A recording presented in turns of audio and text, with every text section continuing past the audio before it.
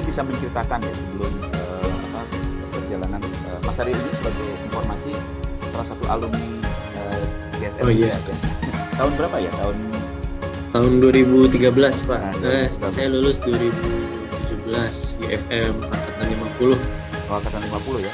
Dan ini angkatan yang Kalau boleh tahu angkatan berapa? Yang ini angkatan berapa? Angkatan 55 ya kalau tidak salah. 55 ya. Pak, 55. Ya, 55 ya. Jadi 5 tahun. Oh, mungkin berarti tidak satu ini ya. Kalau dilihat. Sama Pak, kayak saya Pak. Saya juga 55 S2-nya Pak. Oh ya, berarti satu ini ya, satu waktu. Tapi artinya di dalam waktu Aryo ini di S1 gitu ya. Berarti mahasiswa yang angkatan 55 itu belum masuk berarti ya kan 2017. Belum sih Pak ya.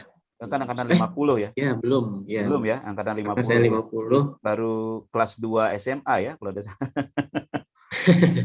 Baru kelas 2 SMA ya. Jadi ya kan 55 tahun kan. Jadi namanya ya mungkin dengan demikian mungkin saya persilakan Aryo bisa menceritakan gitu. Oh iya. Terkait dulu ya pernah di GFM dan sebagainya. Jadi mungkin teman-teman mahasiswa ini juga tahu bagaimana prosesnya sekarang sampai untuk program PMDSU di S3 dan juga bagaimana ya sebagai informasi Aryo ini sangat aktif di spasial ya, pernah juga ikut Google Camp atau apa gitu ya. Mungkin silakan diceritakan nanti ya kegiatan gitu. Baik, saya berikan waktu, silakan Aryo, silakan. Baik Pak Putu, terima kasih banyak atas waktunya dan selamat pagi juga kepada teman-teman GFM 50 dan 55 ya. 55 dan beberapa teman-teman lainnya yang ikut bergabung di sini gitu.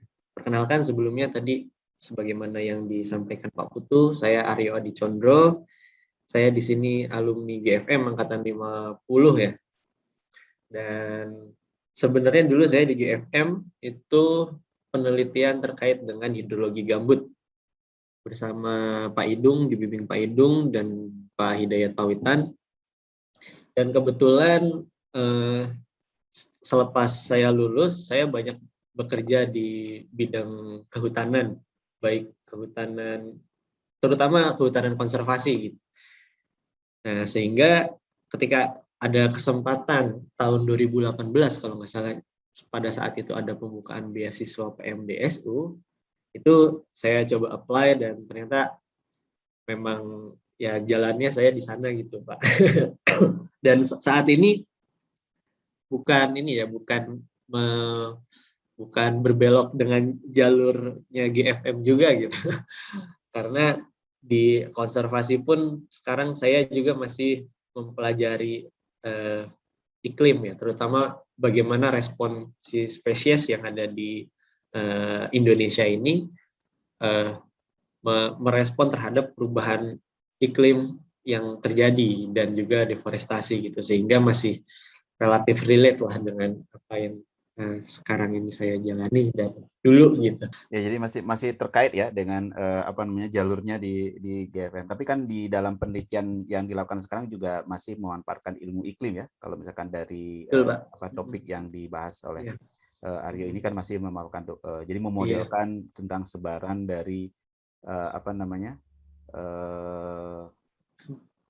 orang utan ya. Primata. Oh iya, orang utan Pak. Ya, sebagai ini. Saya. Oke. Baik, sebelum kita lanjut nanti bincang-bincangnya, nanti ya ini saya sebut nama kegiatan itu bincang spasial gitu ya. Jadi harapannya sebenarnya memang setiap paling tidak ada satu kegiatan yang kita berikan di setiap mata kuliah aplikasi remote sensing. Mungkin itu ya sebagai pengantar tadi. Silakan untuk Aryo, saya berikan waktu untuk menyampaikan terkait dengan topik yang Google Earth Engine untuk terapan meteorologi, gitu ya. Jadi nanti setelah ini mungkin kita bisa diskusikan terkait dengan topik tadi. Ya, silakan, Aryo. Baik, terima kasih banyak Pak Putu atas waktunya. Selamat pagi teman-teman semua. Dan kalau ini boleh cerita dulu juga, saya sempat menjadi asisten Pak Putu ya di mata kuliah ini juga ya Pak Putu ya. Ya benar. Tahun berapa? 2018 ya. 18 ya, setelah ya betul. Ya. Sama ya satu mahasiswa yang sekarang di UI sama ya? Fahmi Aziz dulu. Oh iya. Nah, kebetulan dulu juga kita sempat buat website kecil-kecilan gitu yang Oh isinya iya ada iya. beberapa materi kecil gitu kan, materi ringan. Ya, Mungkin iya kalau benar. Pak Putu kangen atau teman-teman ada yang mau melihat itu saya share di kolom chat Oh ya. ya, dia di kolom chat. Ya itu saya ingat itu ada jadi saya membuat apa Aryo ini membuat satu website yang isinya tentang kuliah gitu ya. Karena waktu itu kalau nggak salah belum belum belum apa namanya belum menggunakan LMS ya kalau tidak salah ya. Yang lecture management system itu belum Iya, aktif ya sebenarnya menggunakan. sebenarnya sudah ada cuman memang Belum jarang aktif. digunakan. Ya, Iya. kalau salah belum Kebetulan aktif juga kan. makanya ada ide membuat dalam satu Iya. apa namanya website sehingga mahasiswa bisa mengakses gitu ya dan seterusnya. Kebetulan mungkin disclaimer dulu ya sebelumnya, di sini saya mungkin tidak memberikan materi ya, tapi mungkin kita sekedar sharing-sharing aja gitu. Mungkin apa sebagaimana yang Pak Putu pernah bilang gitu. Kita sebenarnya kita punya sumber yang sama gitu kan. Tapi kita yang berbeda-beda gitu bagaimana memanfaatkan sumber tersebut gitu kan. Nah, ini saya ingin mencoba sharing terkait dengan apa yang pernah saya pelajari gitu dari sumber-sumber yang ada. Nah, seperti itu ya. Dari angkatan 55 sebelum saya masuk ke lebih jauh, saya mau tanya terlebih dahulu. Sebelumnya ada yang tahu apa itu Google Earth Engine atau bahkan ada yang pernah menggunakan Google Earth Engine sebelumnya? Yang di sini terutama yang angkatan Dulu Bang, 55. pas Yes. SC di analisis spasial lingkungan KSA. Oh, siapa itu? Lutfi. Oh, Lutfi. Ya. Oh, dulu SC di analisis lingkungan ya. Tahun berapa? Ngambilnya semester berapa, Lutfi? Ya mungkin ada beberapa mahasiswa yang mengambil SC dulu kan Iya. apa namanya karena tidak bisa mengambil minor gitu ya, biasanya mengambil SC di ada beberapa mengambil SC seperti itu. Iya. Kebetulan kalau mengambil analisis Semester spasial 4 berarti 2020. Ininya siapa, Lutfi? Asistennya yang ini. Dulu kalau GI yang ini prakteknya Pak Arif. Oh, Pak Arif ya, siap-siap. Kebetulan saya juga beberapa semester ini ya diminta juga mengisi beberapa ini, terutama di GEE ya, di KSH seperti itu, baik yang KSH dan PSL lah gitu, terkait dengan GEE. Selain Lutfi ada lagi? Ya silakan mungkin ya, teman-teman mahasiswa kalau ada yang ingin menyampaikan bahwa jadi silakan terbuka saja gitu ya karena ini forumnya terbuka jadi kita bisa saling sharing nah sehingga nanti mungkin Mas Aryo bisa mengetahui kira-kira bagaimana yang disampaikan dengan mengetahui pemahaman apa atau pengalaman dari mahasiswa terkait dengan penggunaan GE.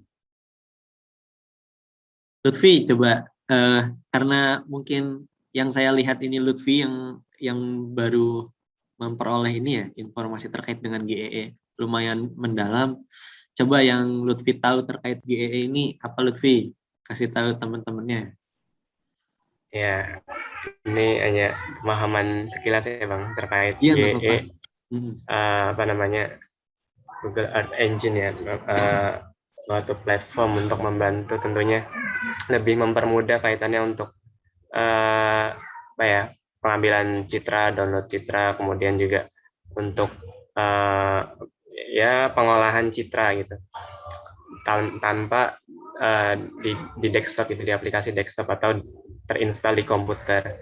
Dan tentu kelebihannya adalah karena tidak di desktop ini tidak terinstall di desktop, lebih fleksibel ya dalam hal penyimpanan dan juga tentu kapasitasnya bisa lebih besar dalam penyimpanan kalau menurut saya Bang ya.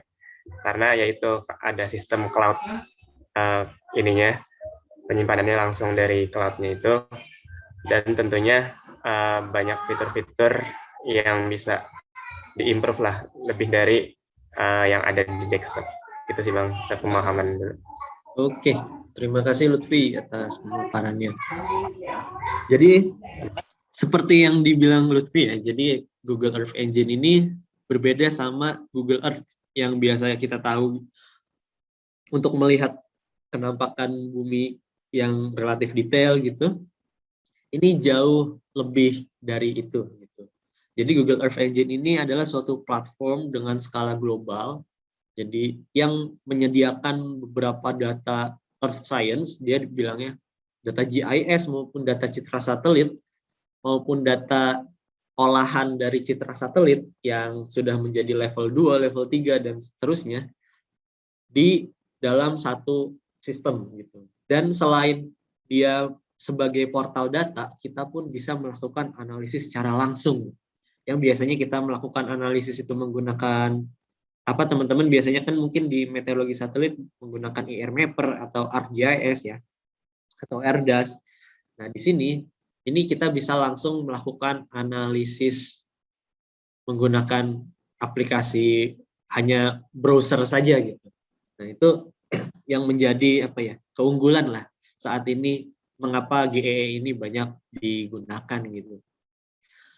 Lalu next. Nah ini kurang lebihnya ya terkait dengan Google Earth Engine. Jadi dia menyediakan dataset citra-citra satelit dan GIS dalam skala global. Dia menyimpan beberapa petabyte data gitu yang tersedia gratis gitu di sini. Mungkin teman-teman kalau ingin mendownload citra apa ya, Landsat biasanya atau Sentinel-2, biasanya teman-teman hanya mendownload satu scene citra, dan satu scene-nya terdiri dari beberapa band yang di dalamnya itu satu scene-nya saja satu waktu itu ada sekitar 800 megabytes atau hampir 1 giga. Nah, itu bisa dibayangkan apabila teman-teman ingin melakukan analisis satu Indonesia misalnya, ataupun yang kecil lah satu Jawa gitu. Butuh berapa scene citra gitu yang teman-teman gunakan. Sehingga itu akan menyiksa komputer teman-teman ya. Nah, dengan adanya Google Earth Engine ini, itu teman-teman tidak perlu menyiksa komputer teman-teman. Sehingga laptop dengan spesifikasi yang tidak terlalu tinggi pun gitu, asalkan memiliki koneksi internet yang baik, itu bisa melakukan analisis dan data-data yang relatif besar dengan jangka areal yang juga luas seperti itu. Nah, itu keunggulannya GEE, dan GEE ini dia berjalan di bahasa JavaScript. Jadi ada beberapa pilihan. Jadi ada JavaScript, ini merupakan Google Earth Engine code editornya yang disediakan oleh Google. Lalu dia juga tersedia apabila teman-teman lebih literate menggunakan Python, itu dia juga bisa berjalan di Python menggunakan Google Colabs ya kalau Google itu. Teman-teman angkatan 55 pas ngambil pemrograman itu menggunakan bahasa apa ya kalau boleh tahu? Python dong. Python kan. Nah, jadi sebenarnya kalau misalkan teman-teman udah lebih terbiasa dengan Python, bisa nih menggunakan Google Colabs gitu. Cuman karena dulu saya ketika pemrograman itu tidak terlalu apa ya, tidak menggunakan Python ya. Jadi saya lebih biasa JavaScript. Cuman ini fleksibel lah ya. Bagaimana teman-teman enaknya saja gitu. Nah, ini terkait dengan bahasa pemrogramannya. Lalu ini tempat penyimpanannya nih. Jadi Google punya satu ruangan besar, satu lantai yang sangat luas. Itu isinya hanya untuk menyimpan server untuk Google Earth Engine saja.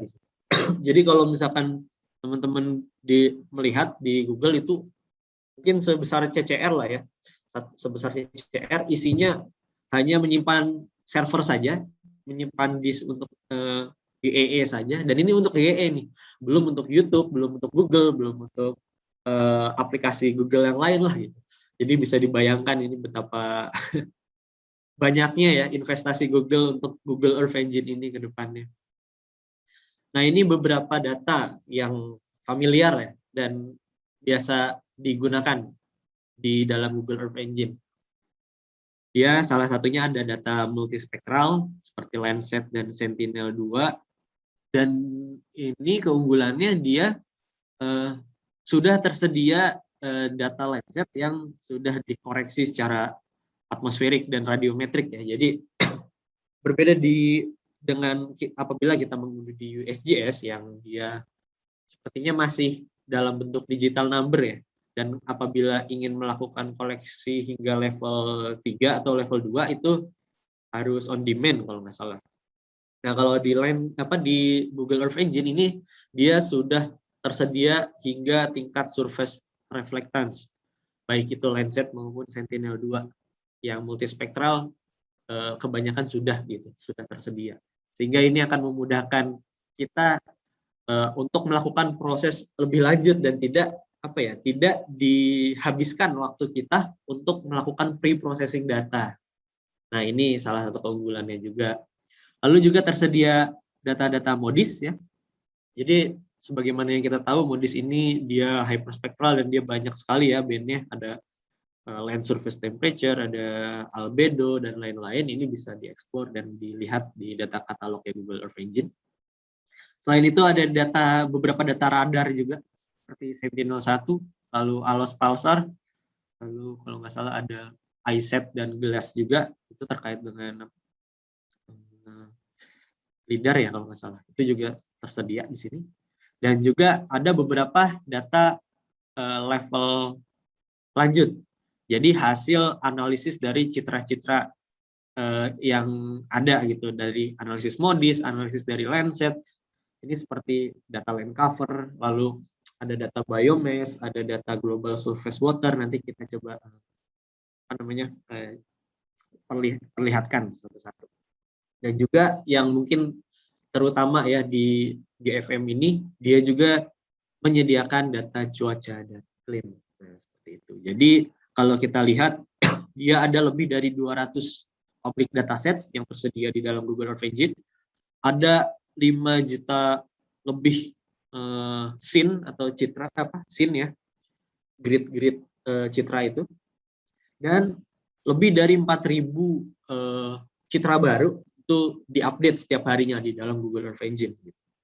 Sehingga ini kurang lebihnya ini hingga saat ini ada 17 petabytes data, ya sekitar 17.000 terabytes lah ya. Dan ini pasti akan bertambah seiring berjalannya waktu, ini akan diupdate selalu gitu.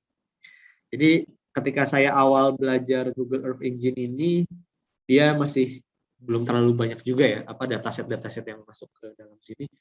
Saat ini lumayan update dan sudah sangat banyak, seperti apabila teman-teman ada yang concern di bidang pencemaran udara, ini bisa mengeksplor data Sentinel-5. Data Sentinel-5 itu baru diupdate tahun 2020 kalau nggak salah sama Google Earth Engine, sehingga bisa dieksplor lebih lanjut gitu teman-teman. Nah, ini beberapa proses yang sering digunakan di dalam Google Earth Engine ini. Dia mulai dari analisis spasial basic seperti buffer, lalu union, lalu clip dan lain-lain ya. Itu bisa dilakukan di dalam Google Earth Engine. Dan juga biasanya yang biasa digunakan dan populer digunakan di dalam Google Earth Engine ini adalah algoritma machine learning-nya. Jadi dia memiliki fungsi machine learning yang di dalamnya itu machine learning itu sebenarnya dia supervise ya. Kalau di dalam analisis remote sensing biasanya itu digunakan untuk klasifikasi citra dengan terbimbing gitu. Namun jauh lebih dari situ, kita juga bisa melakukan deteksi suatu objek apapun, ataupun kita menduga suatu risiko bencana misalkan, ini menggunakan machine learning ini. Biasanya yang populer digunakan tuh random forest, lalu support vector machine di sini, lalu ada classification and regression tree dan lain-lain. Ada maksimum entropy apabila teman-teman concern di kajian distribusi spesies gitu, dan lain-lain, masih banyak lagi. Sehingga sangat powerful juga nih Google Earth Engine ini. Oke, lanjut. Sederhananya yang biasa kita lakukan di Google Earth Engine ini, dan itu sangat mudah.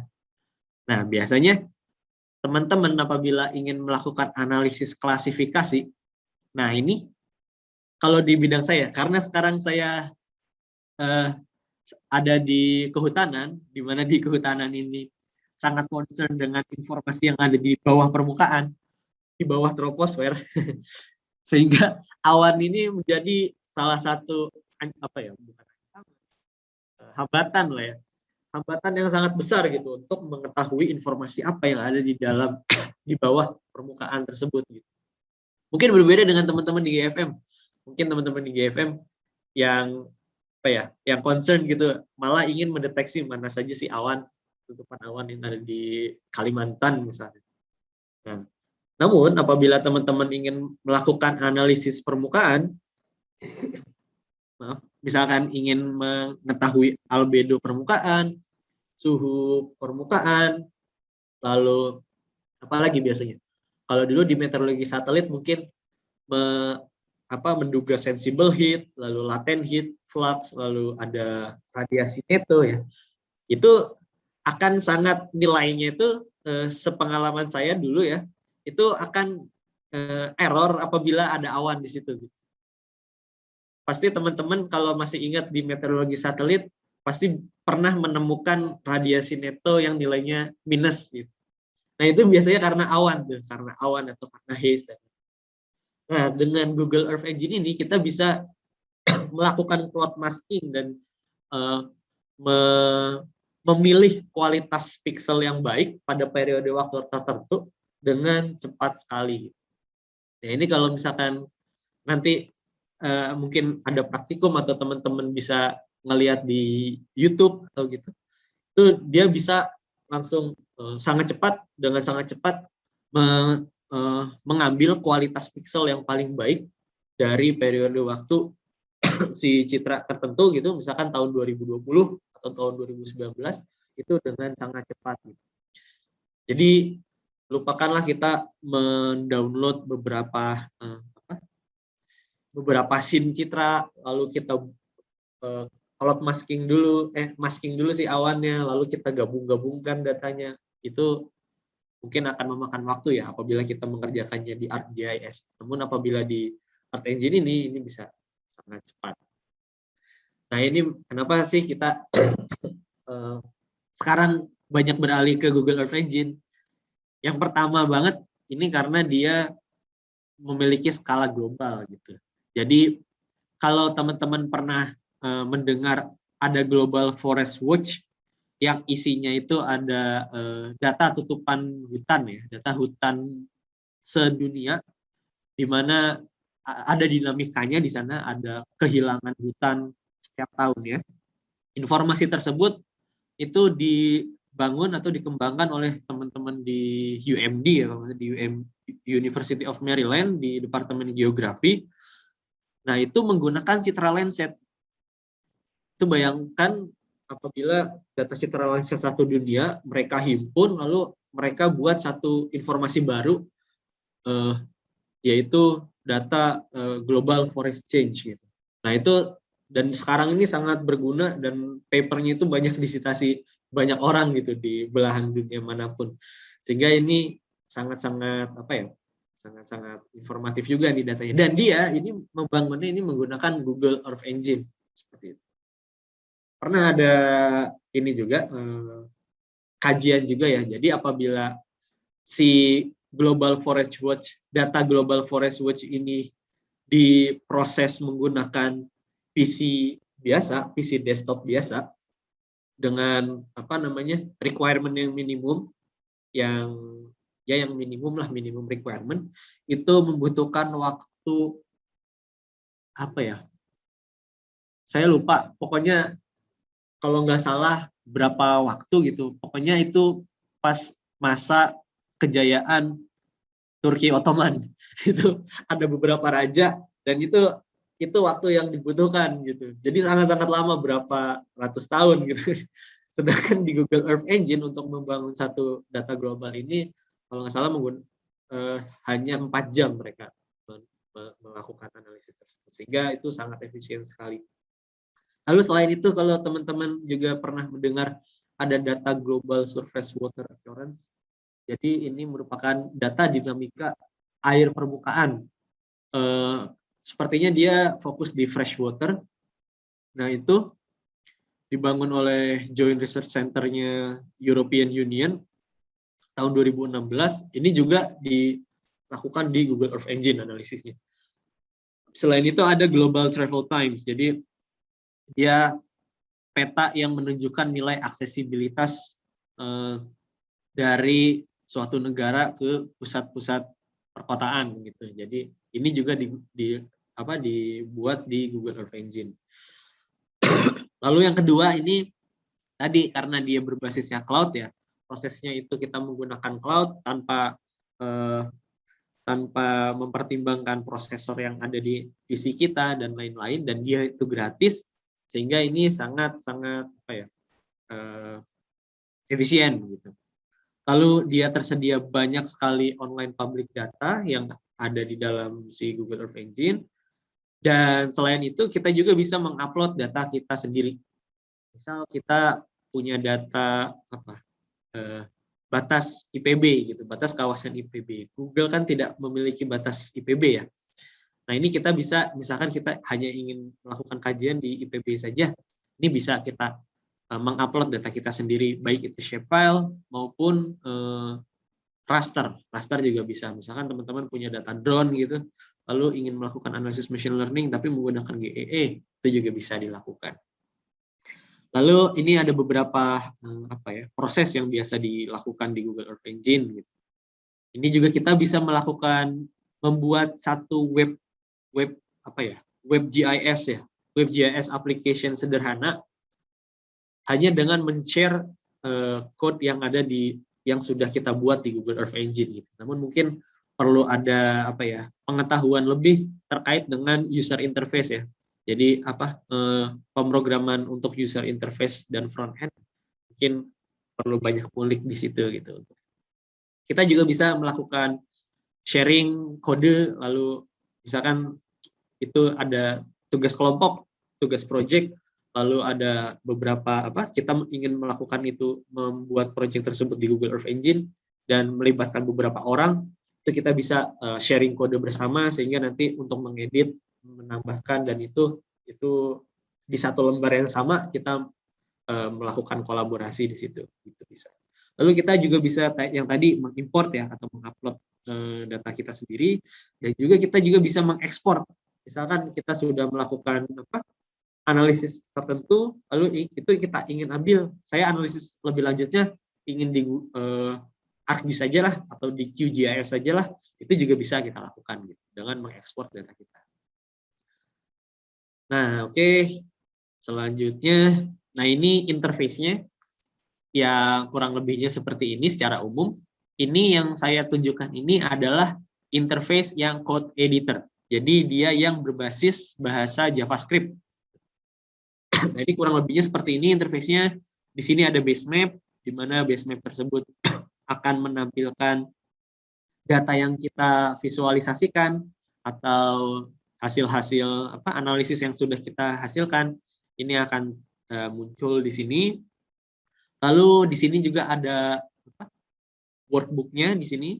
Jadi di sini ya berisikan script ya, script snippet code yang algoritma yang atau fungsi-fungsi yang kita proses gitu. Nah ini karena dia JavaScript ya, dia seperti ini nih. Jadi var gitu kan. Untuk mendefinisikan sesuatu dia pakai var. Lalu ya teman-teman bisa bisa nanti explore sendiri. Mungkin kalau teman-teman lebih literate di Python, lebih baik Python nanti. Lalu ini di kiri, nah di sini ada 3 tabs. Di sini ada scripts, ada docs, dan ada assets. Scripts ini digunakan untuk menyimpan script atau analisis yang sudah kita buat atau yang sudah kita coding gitu. Lalu misalkan kita ingin simpan, misalkan untuk menghilangkan awan atau untuk apa, ini kita simpan di sini di script. Selain itu ada docs ini documentation. Apabila teman-teman ingin mengetahui lebih lanjut terkait dengan metode yang teman-teman gunakan di dalam Google Earth Engine atau fungsi, misalkan ini fungsinya apa sih, itu belum terlalu familiar, ini bisa dilihat di documentation di sini. Mungkin ini mirip seperti helps atau helps kali ya, helps. Lalu di sini ada aset. Aset ini digunakan untuk menyimpan data yang sudah kita upload sendiri. Misalkan yang tadi saya bilang, jadi kita bisa mengupload data yang kita miliki sendiri, itu nanti akan tersimpan di aset. Lalu sama di kontainer yang di kanan ini ada 3 tab juga. Yang pertama ada inspector. Inspector ini kalau di ArcGIS itu mungkin mirip dengan identify ya. Identify itu yang I, yang warna biru. Nah, itu untuk mengetahui informasi suatu lokasi gitu. Misalkan informasi suatu pixel ini nilainya berapa, dia apa labelnya, itu ini menggunakan inspector ini. Lalu ada console. Di sini console ini apabila kita ingin mengetahui informasi dari variabel yang sudah kita buat menggunakan fungsi print. Misalkan kita ingin mengetahui di sini kita sudah punya variabel geometri sama table. Lalu kita ingin mengetahui table ini isinya apa sih gitu. Itu kita tinggal tambahkan di sini print lalu table gitu. Nanti dia informasinya akan muncul di konsol ini. Seperti itu. Lalu di sini ada task. Task ini digunakan untuk melihat apabila kita melakukan upload data atau download data. Nah, ini prosesnya ini akan terlihat di sini. Oh iya, lalu apabila di script kita terjadi error gitu, ditemukan error, nanti dia akan muncul warningnya di konsol juga. Seperti itu. Lalu kita juga bisa ini nih, kita juga bisa melakukan digitasi lah ya, sederhananya digitasi sederhana menggunakan titik, garis, poligon maupun rectangle. Baik, seperti itu. Lalu lanjut, nah ini contohnya nih. Satu web aplikasi yang dibangun menggunakan Google Earth Engine. Itu yang tadi saya bilang, jadi Global Surface Water Explorer namanya gitu. Nah, di sini dia memiliki beberapa layer nih. Nah, ini kita bisa melihat bagaimana dinamika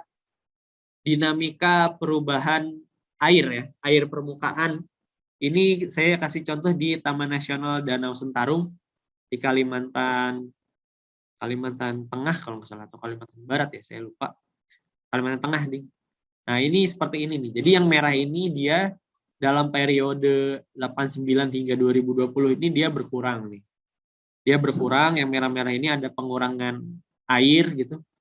Lalu yang hijau-hijau ini ada penambahan nih. Jadi mungkin banjir atau seperti apa gitu. Nah, ini mungkin bisa dieksplor juga ya untuk kajian-kajian hidrologi yang ada di GFM. Mungkin bisa memanfaatkan beberapa data yang ada di sini. Dan ini datanya dia global ya teman-teman. Dan dengan resolusi spasial yang relatif baik lah, karena dia menurunkan dari data Landsat 30 kali 30 meter, sehingga baik. Nah, di sini juga kita bisa melihat bagaimana dinamikanya setiap bulannya si air yang ada di satu titik tertentu. Dan juga bagaimana histori si keberadaan air gitu sepanjang tahunnya secara annual seperti itu. Nah, lalu ini data karena teman-teman GFM ini seharusnya lebih concern di data iklim dan cuaca ya. Sebenarnya memang masih sedikit database terkait dengan weather and climate di dalam Google Earth Engine ini. Cuman relatif banyak yang bisa sudah kita gunakan gitu. Nah, ini contohnya data climate, ini ada 73 dataset yang tersedia dengan teks climate gitu di sini. Nah, ini yang tadi saya bilang dia ada Sentinel-5, ini yang berisi beberapa data polutan kalau nggak salah. Lalu ada data era interim dari ECMWF, lalu ada data Copernicus juga dari CLMS, lalu ada data monthly land surface temperature dan lain-lain. Ini terkait data climate. Lalu untuk data cuaca, nah ini juga masih relatif sedikit sebenarnya. Ini dia ada 30 dataset gitu. Dia masih tersedia 30 dataset dan memang kebanyakan ini data presipitasi ya kalau cuaca dan temperature. Ini ada data GSMAP itu data ini ya, data hujan ya. Lalu ada GPM, ini data forecast hujan juga. Lalu ada TRMM, TRMM, lalu ada CHIRPS, mungkin teman-teman familiar dengan CHIRPS, data-data CHIRPS. Lalu ini juga ada data world climate, yaitu data apa ya, klimatologis ya, akumulasi data cuaca 30 tahunan, yang biasanya ini teman-teman di species distribution modeling ini menggunakan data tersebut untuk sebagai prediktor untuk menduga distribusi spesies. Oke, lalu ini ada global forest change. Ini mohon maaf ya karena sekarang saya di kehutanan jadi banyak mencontohkan di hutan gitu. Namun relate lah, beberapa pun banyak yang membutuhkan informasi iklim dan cuaca juga untuk kehutanan. Nah, ini data kehilangan hutan ya. Ini bisa dilihat teman-teman, yang ini dari data tahun 2000, loss year-nya tahun 2000 hingga tahun 2019 nih. Ini di Kalimantan, area selatan Kalimantan. Ini relatif ini banyak yang sudah habis nih Kalimantan. Nah, mungkin nih teman-teman juga bisa coba explore, lihat di Papua seperti apa gitu kan. Di Sumatera seperti apa. Lalu bisa dikaitkan dengan kira-kira bagaimana urban heat island-nya, lalu dengan hidrologinya seperti apa, apakah area-area yang hutannya sudah habis itu memiliki resiko yang tinggi untuk banjir dan lain-lain. Nah, itu kan bisa dieksplor tuh. Menarik juga untuk dieksplor. Nah, selain itu ada juga nih saya ingin memperlihatkan climate engine namanya. Nah, climate engine ini juga dibangun menggunakan Google Earth Engine, dan dia itu istilahnya melakukan pengelompokan secara khusus gitu. Jadi untuk data-data iklim dan cuaca, sehingga apabila teman-teman hanya fokus ke cuaca dan iklim, nah ini teman-teman bisa lebih mudah untuk mencari datanya. Nah, ini namanya climate engine. Ini nanti URL-nya juga terlampir. Nanti mungkin saya juga akan share bahan presentasinya gitu. Nah, ini yang tersedia ada beberapa tipe data. Dia menyebutnya di sini tipe datanya ada climate and hydrology, lalu ada data climate forecast, lalu ada data remote sensing. Biasanya remote sensing itu data-data temperatur dari data MODIS sih yang saya lihat di sini. Lalu juga ada data hazard seperti beberapa bencana meteorologis, itu tersedia di sini. Seperti kekeringan dan banjir ya mungkin. Nah, ini bisa kita lebih mudah karena dia tidak usah scripting di sini, jadi kita langsung bisa secara user interface lumayan baik, kita bisa langsung mengunduh database yang kita butuhkan gitu secara langsung di Climate Engine Apps ini. Nah, selanjutnya ini beberapa pekerjaan yang pernah saya lakukan gitu. Nah, tadi bercerita lagi karena saya butuh sekali informasi yang ada di permukaan ya. Sehingga saya menggunakan Google Earth Engine pasti yang pertama untuk menghilangkan awan. Jadi ini data aslinya itu yang A ini, yang A itu data aslinya.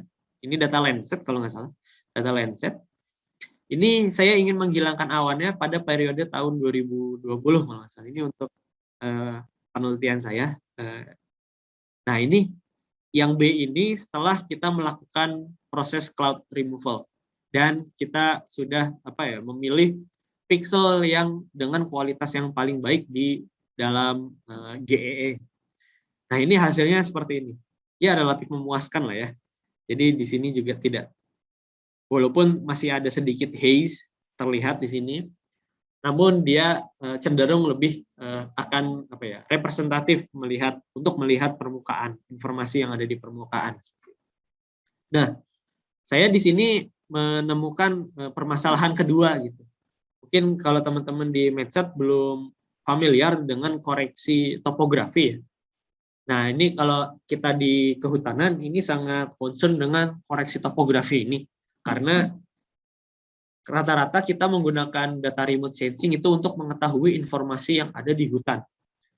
Nah, sedangkan hutan di Indonesia, terutama di Jawa, itu yang tersisa itu ada di pegunungan-pegunungan. Mungkin sama di Sumatera juga seperti itu sama. Jadi hutan yang baik itu hanya tersisa di pegunungan. Masalahnya apabila di pegunungan dia memiliki insiden angle dari si matahari itu berbeda-beda gitu. Sehingga apabila kita melakukan analisis, contohnya klasifikasi citra, maka nanti ini nih akan diklasifikasikan sesuatu yang berbeda dengan yang menjadi bayangan bukit ini. Gitu. Walaupun sebenarnya dia sama. Gitu. Sehingga di sini saya mencoba melakukan proses namanya topographic correction. Ini menggunakan algoritma SCS plus C. Ini ada papernya kalau teman-teman tertarik gitu. Ini menggunakan metode tersebut untuk menghasilkan data yang C ini. Apabila teman-teman melihat nih, data yang C ini kan tidak terlalu terpengaruh dengan kondisi topografi atau hillshade yang ada di B ini. Nah, gitu. Sehingga nanti ke depannya untuk analisis lebih lanjut, untuk mengidentifikasi mana hutan yang memiliki ekosistem yang sama, mana yang masuk ke dalam satu kategori, itu jauh lebih mudah gitu, untuk melakukan raster base ya, proses raster base ke depan. Nah, ini salah satu yang saya lakukan seperti itu. Lalu ini juga kita tahun 2019 hingga tahun 2020 kemarin, kebetulan lab saya yang di Pahutan ini itu bekerja sama dengan UNDP untuk mencoba memetakan komoditas strategik tingkat nasional, itu menggunakan citra resolusi menengah lah, Landsat dan Sentinel. Dan yang kita deteksi itu ada 5 komoditas kalau nggak salah itu. Ada kopi, ada padi, ada kakao, ada kelapa sawit, dan ada karet. Nah, ini hasilnya kurang lebih seperti ini, dan ini masih dalam proses pengembangan ya teman-teman. Untuk saat ini walaupun masih ditemukan over dan underestimate di beberapa kategori komoditas, namun terkait dengan accuracy assessment relatif lumayan baik lah ya. Jadi kapal 84%, overall accuracy 92%. Yang kita metrik yang biasanya universal digunakan lah ya. Maka ini saya tunjukkan yang universal saja. Overall accuracy dan kapal. Ini relatif baik lah gitu. Dan ini apabila kita bandingkan dengan datanya pemerintah, yaitu data sawah baku nih. Kalau sawah ini kita bandingkan dengan data sawah baku yang di sini. Nah, ini relatif secara spasial relatif mirip lah ya gitu. Relatif mirip. Nah, ini yang sawit. Yang kelapa sawit ini kita bandingkan dengan data kelapa sawit punya Austin et al. 2017 gitu. Nah, ini juga kita sudah publikasikan. Apabila teman-teman tertarik mengetahui metodenya seperti apa gitu, ini bisa baca papernya, ada di sini di Land. Nah, ini semua saya lakukan di Google Earth Engine juga ini, untuk menggunakan untuk membuat data komoditas tersebut seperti itu. Lalu selain itu untuk penelitian saya juga nih bersama dengan Pak Putu juga. Jadi sebelumnya karena saya di konservasi ya, jadi saya melihat bagaimana ancaman perubahan iklim terhadap tadi distribusi primata yang ada di Indonesia. Lalu saya mencoba melihat memprioritaskan mana sih sebenarnya kawasan konservasi yang sangat prioritas gitu, mana yang tidak terlalu prioritas untuk konservasi primata. Nah, ini saya melakukan analisis distribusi spesies menggunakan Google Earth Engine juga gitu, karena di dalam Google Earth Engine itu juga menyediakan algoritma maksimum entropi. Kalau teman-teman tahu, maksimum entropi itu biasa digunakan untuk menduga distribusi spesies gitu. Mungkin kalau teman-teman ada yang tertarik dengan biomed gitu, mungkin ada Bu Rini juga, misalkan melihat bagaimana potensi sebaran virus malaria, bagaimana responnya terhadap perubahan iklim, apakah dia melakukan ekspansi di Indonesia atau seperti apa gitu, mana potensinya. Nah, itu juga bisa kita gunakan Google Earth Engine dan manfaatkan data-data yang ada di dalam sini. Nah ini kurang lebihnya seperti ini. Ini kita bisa melihat ya, ini perubahan species richness-nya seperti apa untuk skenario mitigasi, untuk skenario business as usual. Kalau teman-teman tahu biasanya mitigasi itu menggunakan RCP 4.5 tuh kalau menggunakan CMIP 5. Lalu kalau business as usual menggunakan RCP 8.5. Namun karena sekarang kalau nggak salah 2021 kemarin IPCC sudah mengeluarkan CMIP 6 ya. Sehingga untuk skenario sekarang harus menggunakan shared socio-economic pathway, jadi SSP 2 atau SSP 5 dan lain-lain. Itu juga belum banyak dieksplor tuh data-data tersebut. Mungkin nanti bisa dieksplor untuk penelitian teman-teman, karena mungkin teman-teman sudah tingkat akhir juga kan ya. Seperti itu. Nah ini saya pada awal-awal COVID tahun 2020 kemarin, ini saya juga iseng-iseng mencoba membuat bagaimana potensi risiko COVID yang ada di Kota Bogor gitu, dengan data-data seadanya sih sebenarnya ini, dan dengan respon titik-titik jumlah kasus per desa, tingkat desa yang ada di Kota Bogor gitu.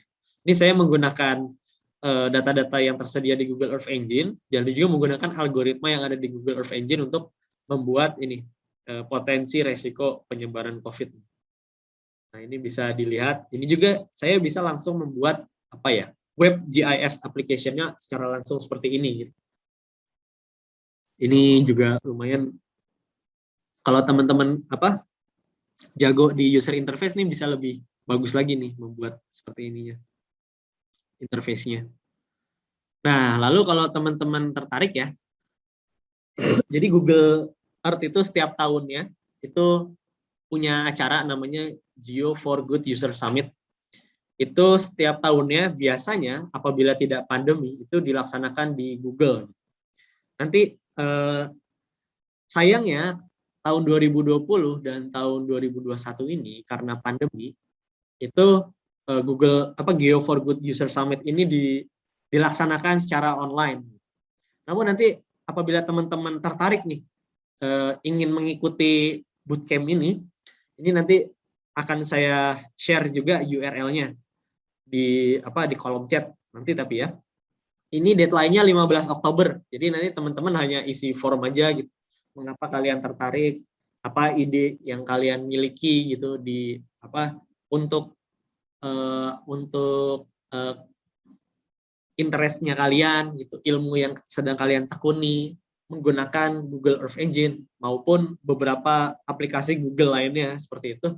Nah, itu bisa coba teman-teman apply di sini.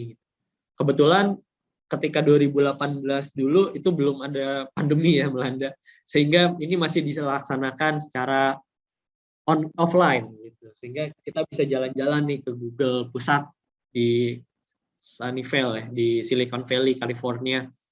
Nah ini teman-teman kalau mau jalan-jalan mungkin bisa tuh ikut tahun 2022. Semoga pandemi sudah tidak ada dan semoga juga dapat funding juga. Nah teman-teman juga bisa kalau misalkan kira-kira nggak ada funding untuk akomodasi di sana atau untuk tiket pesawat, teman-teman juga bisa coba request untuk untuk tiket pesawat maupun untuk akomodasi di sana. Nanti saya share ini linknya gitu. Nah mungkin terima kasih, mungkin udah banyak pertanyaan-pertanyaan ya di benak teman-teman sekalian. Nah silahkan mungkin saya kembalikan ke Pak Putu untuk dilanjutkan ke tanya jawab Pak Putu.